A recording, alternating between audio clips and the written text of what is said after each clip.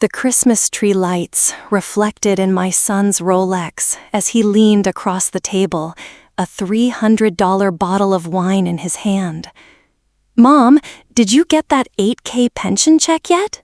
Jason asked loudly, making sure everyone at our family dinner could hear. My grandchildren stopped unwrapping presents. My daughter-in-law Vanessa froze mid-sip. 30 years of sacrifices, double shifts at the hospital, and ramen noodle dinners flashed before my eyes. This was the same son who now had a net worth of $2.3 billion, who flew private to Aspen while I still clipped coupons for my grocery trips. I set down my fork, my hands trembling slightly. "Actually, Jason, I wanted to talk to you about something important tonight." The family secret I'd protected him from his entire life was about to change everything. I never planned to reveal it, especially not at Christmas dinner. But sometimes, even mothers have their breaking points. What happened next not only silenced the room, but shattered the perfect family image my son had carefully crafted for years. And my daughter-in-law's reaction would prove to be the most surprising of all. I raised Jason alone in our small apartment in Framingham, Massachusetts, a place where winter heating bills ate up half my nursing salary, and summer meant picking up extra shifts while other families vacationed on Cape Cod. His father, Richard, disappeared 3 months before Jason was born, leaving nothing but a hastily scribbled note and $200 in cash on our kitchen counter.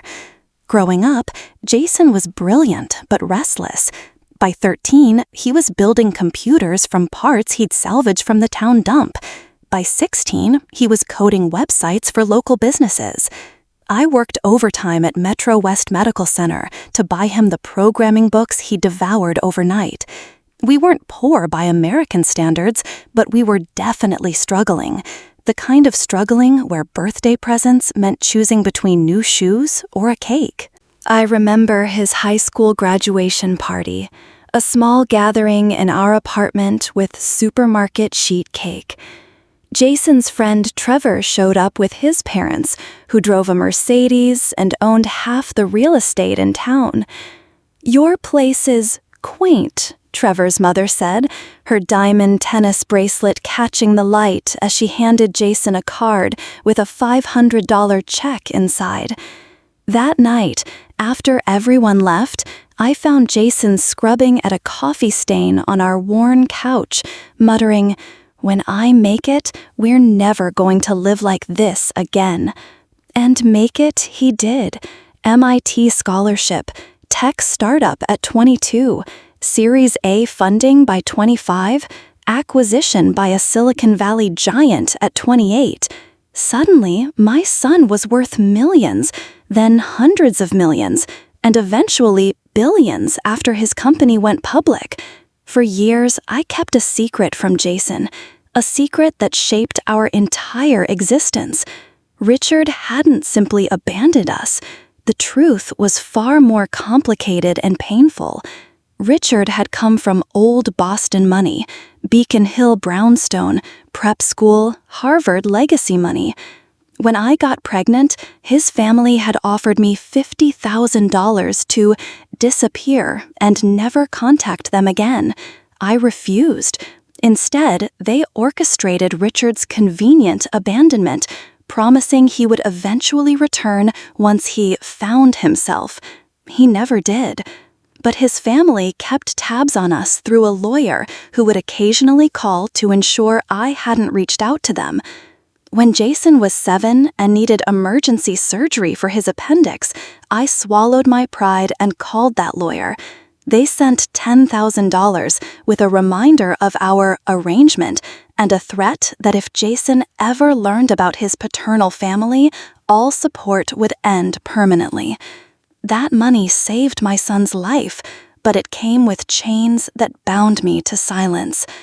As Jason's wealth grew, so did the distance between us. He bought me a modest house in a nice neighborhood and set up what he called a mom fund, a monthly stipend that meant I could finally retire from nursing after decades of backbreaking work.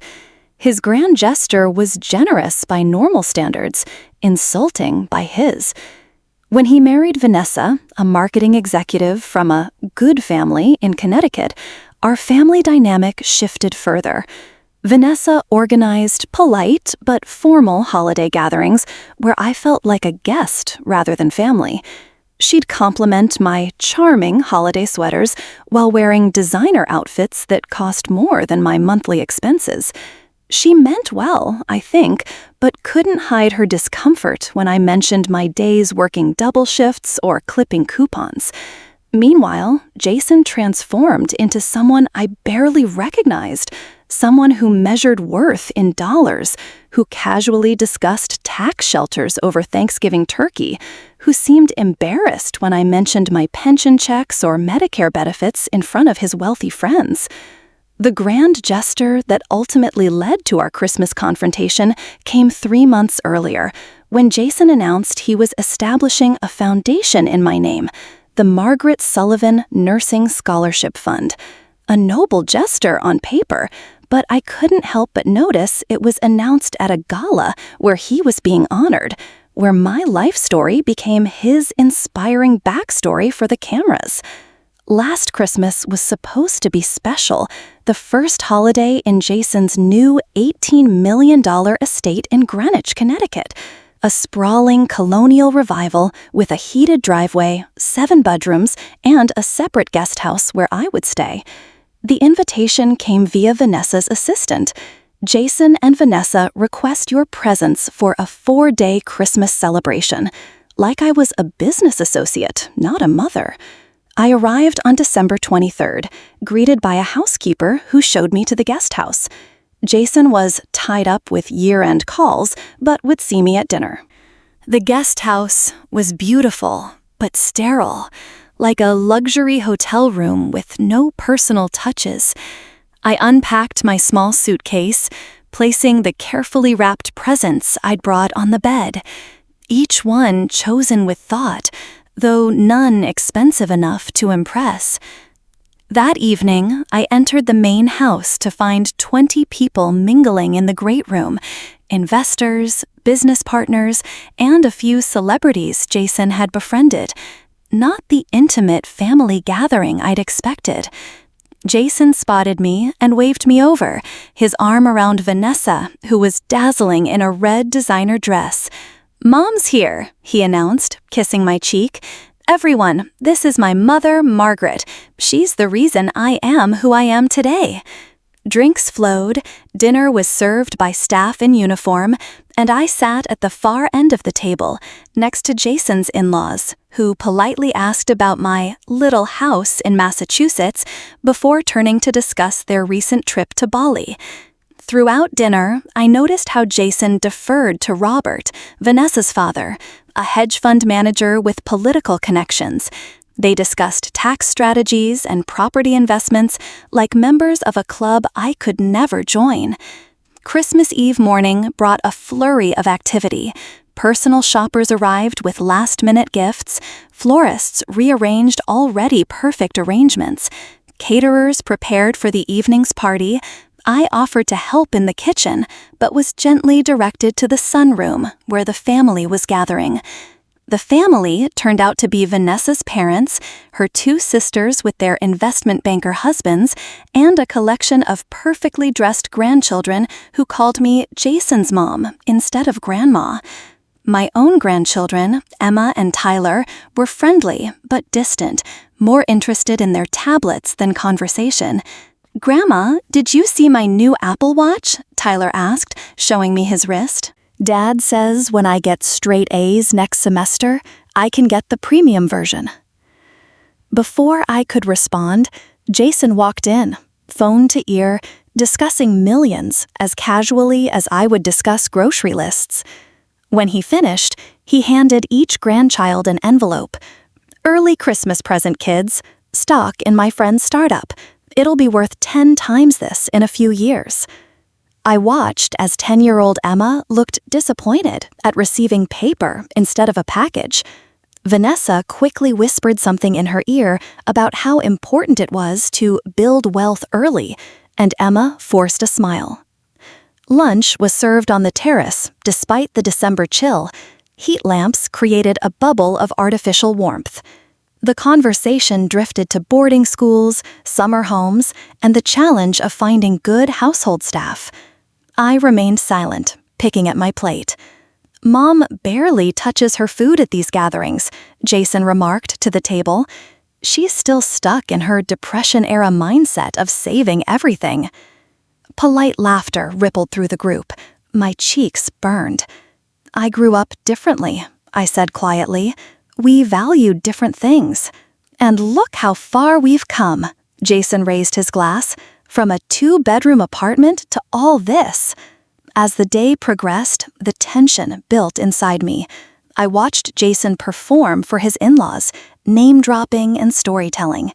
I noticed how he slightly altered our history in each retelling. Our struggles became more dramatic, my sacrifices more noble, his rise more impressive. I was becoming a character in his narrative rather than a person. The breaking point came during gift exchanges that evening. Jason handed out presents to everyone, expensive watches, jewelry, electronics. When he reached me, he handed over a small envelope with a flourish. "For the woman who made it all possible," he announced to the room.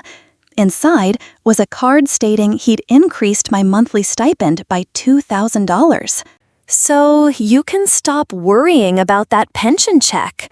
Is it $8,000 a year? That's what, like $700 a month? This should cover that, and then some." The room fell silent. Everyone looked at me, expressions mixing pity with discomfort. Vanessa smiled tightly, clearly embarrassed by her husband's tactlessness, but unwilling to correct him. "Actually," I said, my voice surprisingly steady, "my pension is $8,000 a month, not a year. 30 years as a nursing supervisor at a major hospital adds up." Jason looked confused, then dismissed the correction with a wave. "Whatever the amount, you don't need to worry about money anymore. That's my point." "That's very generous," Robert, Vanessa's father, said smoothly.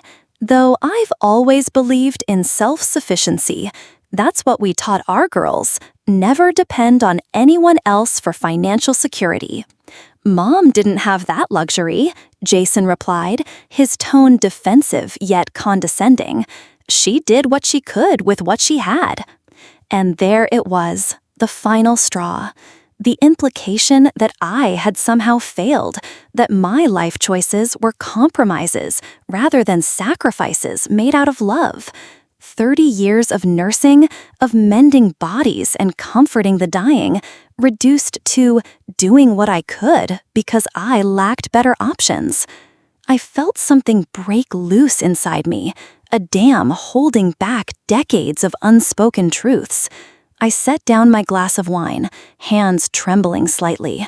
The room felt suddenly too warm, too crowded with witnesses to my humiliation. But maybe witnesses were exactly what was needed. "Jason," I said, my voice cutting through the awkward silence, "I'd like to tell everyone a story about choices and sacrifices." My son's expression shifted from confidence to wariness. He knew my tone, the same one I'd used when he was younger and had crossed a line. "Mom, let's talk about this later. It's Christmas Eve." "Yes, it is Christmas Eve," I agreed. "A time for family and truth." "And I've kept a truth from you for far too long." The room grew still. Even the children sensed the shift in atmosphere, setting down their electronic devices. "Your father didn't just abandon us, Jason. He was pulled away by his family, the Harrington family." Jason's face paled. "The Harringtons? As in Harrington Capital? Boston Harringtons?" I nodded. "Your grandfather, Edward Harrington, offered me $50,000 to disappear when I got pregnant. I refused. So they orchestrated your father's abandonment instead. They didn't want their Harvard-educated son tied to a nurse from a middle-class family in Framingham. Vanessa's champagne glass froze halfway to her lips. Her father Robert straightened in his chair, suddenly alert. That's impossible, Jason stammered. Dad left. You always said he just left. He did leave, but not by choice. Your paternal grandfather made it clear. Either Richard left me, or they'd cut him off completely. He wasn't strong enough to choose us over his inheritance. I reached into my purse and pulled out a worn envelope, yellowed with age. I've kept this all these years. It's the last letter your father sent me, 6 months after he left. His family's lawyer delivered it with the warning that if I ever contacted the Harringtons or told you about them, they would make sure we regretted it. I handed the letter to Jason. His hands shook as he unfolded the paper. I wasn't allowed to contact your father's family, but they kept tabs on us. When you got your MIT scholarship, a lawyer called to verify it was you. When your first company made headlines, Edward Harrington knew. Your grandfather died 5 years ago, Jason. Your grandmother, Helen, is still alive, living in their Beacon Hill home. You have 2 uncles and 4 cousins you've never met. Jason stared at the letter, his face cycling through shock, disbelief, and dawning anger. Why didn't you tell me this before?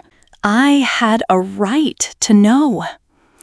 You did, I acknowledged, but they threatened to destroy any chance you had if I revealed the truth. When you needed emergency surgery at 7, I called them begging for help. They sent money, but with a reminder of our arrangement. I made the choice to protect your future over your right to know your past. I turned to address the entire stunned room. So, you see, I didn't do what I could with what I had. I chose to raise my son alone rather than take a payoff. I chose his well-being over my own desire for justice. And now I watch him measure worth in dollars and treat me like a charity case. Vanessa had gone completely still, her eyes wide with shock. But there was something else in her expression. A flash of comprehension.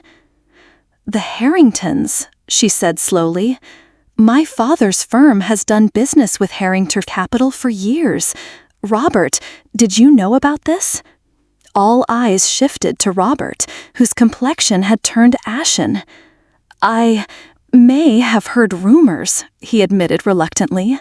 Helen Harrington mentioned once that her grandson had made quite a name for himself in tech. I never made the connection. You knew? Jason's voice cracked. You knew I had family in Boston and never said anything? The perfect Christmas tableau shattered. Jason's carefully constructed narrative of the self-made billionaire who rose from nothing collapsed under the weight of this new reality. He wasn't just a nurse's son who made good. He was also the grandson of one of Boston's elite families who had deliberately kept him at arm's length. I stood up, suddenly exhausted. I should have told you years ago, Jason. That's on me. But I never thought you'd become someone who would publicly humiliate me over a pension check. I never thought my sacrifices would become anecdotes you used to impress business associates. I gathered my purse and cardigan. I'll be staying at a hotel tonight. Merry Christmas, everyone. As I walked toward the door, Vanessa suddenly pushed back her chair and stood. Wait, she called. Margaret, please wait. I paused, turning to find my daughter-in-law's face streaked with tears, her perfect composure fractured. You're not going anywhere, she said firmly. This is family business, and we're going to deal with it as a family."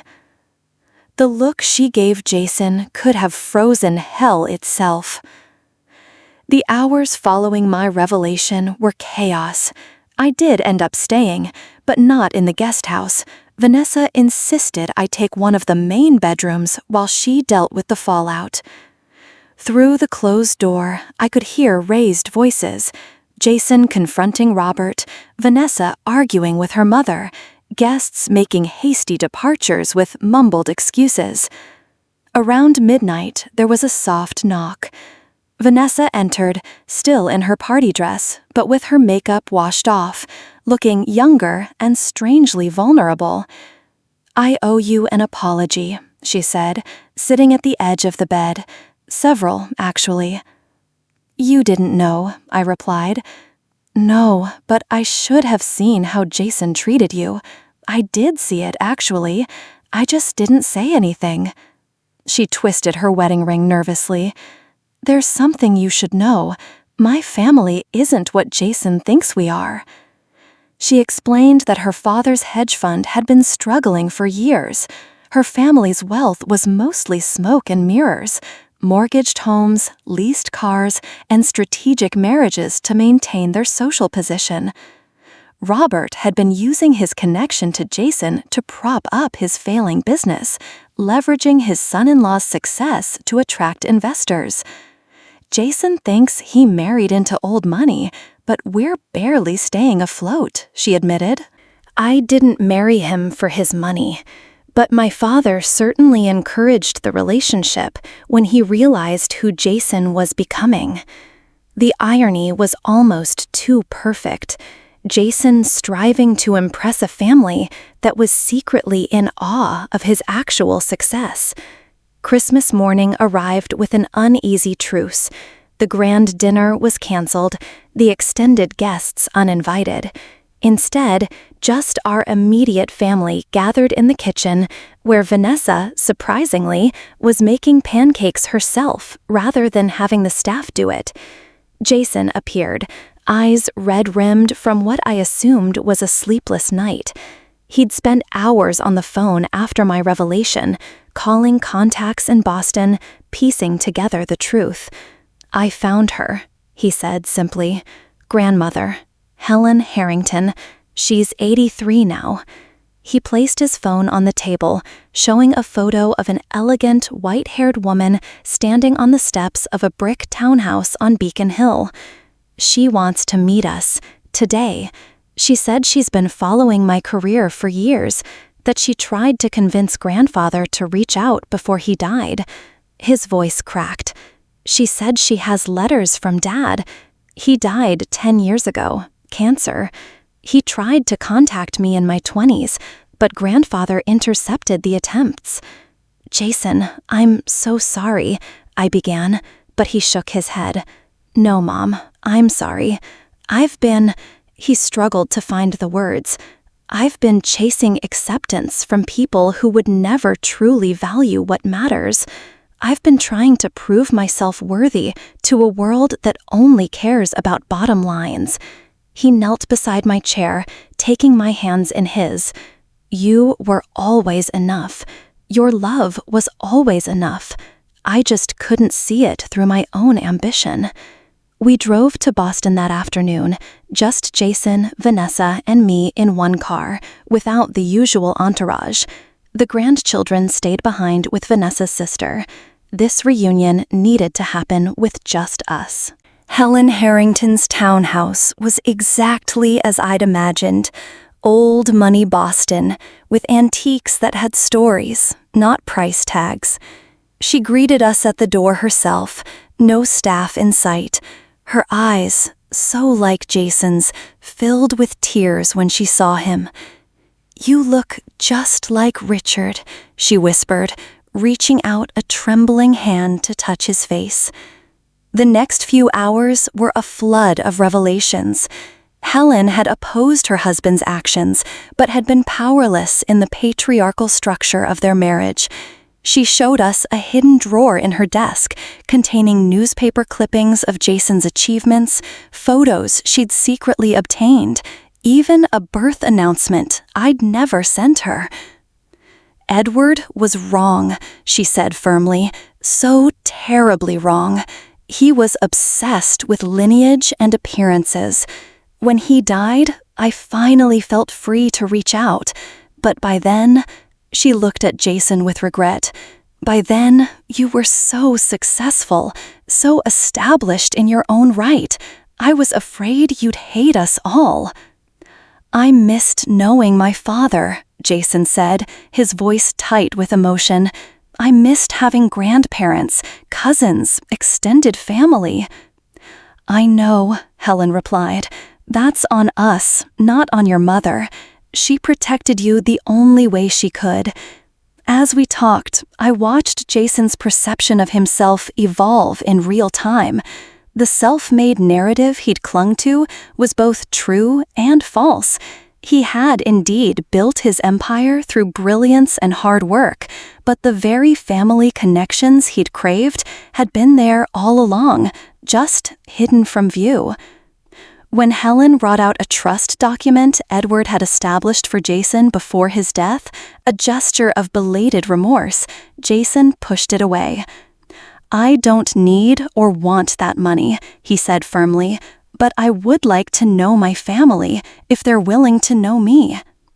In the days that followed, Jason seemed both shaken and strangely liberated. The foundation he'd established in my name was restructured. No longer a scholarship fund that bore my name as a trophy, but a comprehensive program supporting single parents in healthcare professions, with me as an active director rather than just a figurehead. Vanessa confessed her family's financial troubles to Jason, fearing his reaction. Instead, he surprised her by being relieved. "I've been trying so hard to impress your father," he admitted. "It's exhausting pretending we care about the same things." The most unexpected outcome was Jason's decision to step back from day-to-day operations at his company. "I've been chasing the wrong metrics," he explained, "building wealth to impress people who only valued me for it." 3 months after that Christmas revelation, we gathered again, this time at my little house in Massachusetts. Jason and Vanessa came without staff or pretense. Helen was there, along with Jason's cousins, whom he was slowly getting to know. Vanessa's family attended too, noticeably more relaxed without the pressure to maintain appearances. My pension check, that $8,000 a month that had sparked the confrontation, remained untouched. Jason had offered to upgrade my lifestyle, but I declined. "This is the life I built," I told him. "I'm proud of it." The grand gesture that had once felt like charity, Jason's mom fund, was dissolved by mutual agreement. Instead, I accepted a position on the board of his foundation, drawing a proper salary for actual work, contributing my healthcare expertise. As for the unexpected twist, Vanessa discovered she was pregnant again at 41. "This one," she told me privately, "will know a different kind of family. One that values people over possessions." The greatest healing came from the smallest moments. Jason calling just to chat rather than to announce achievements. Vanessa asking for my mother's recipes. The grandchildren spending weekends at my house learning to bake and garden. Helen sharing stories of Richard's childhood, filling in the missing pieces of Jason's identity. The truth hadn't destroyed us. It had rebuilt us, stronger, more authentic, and finally free from pretense. Looking back on that Christmas confrontation now, I realize that wealth was never the real barrier between my son and me. It was the stories we tell ourselves about what matters. Jason needed to understand that his worth wasn't measured by his bank account or the approval of people who'd rejected him. I needed to trust that the truth, however painful, would eventually set us both free. Our family isn't perfect now. No family ever is. But it's real. When we gather for holidays, the conversation flows naturally, without performance or pretense. My grandson Tyler recently asked me to teach him how to change a tire, saying, "Dad says you know how to fix things without calling someone." It was the finest compliment I could receive. If there's one thing I've learned, it's that family legacies aren't built on wealth or status, but on truth and respect. Sometimes the greatest act of love is having the courage to shatter illusions so something authentic can finally grow. If you're facing a similar situation with family who can't see your true value, remember that your worth isn't determined by others' perception. Your story matters, your sacrifices matter, and sometimes the most powerful thing you can do is simply tell your truth. Thank you for listening to my story. If it resonated with you, please like and subscribe to hear more real stories about family dynamics, healing, and finding your voice.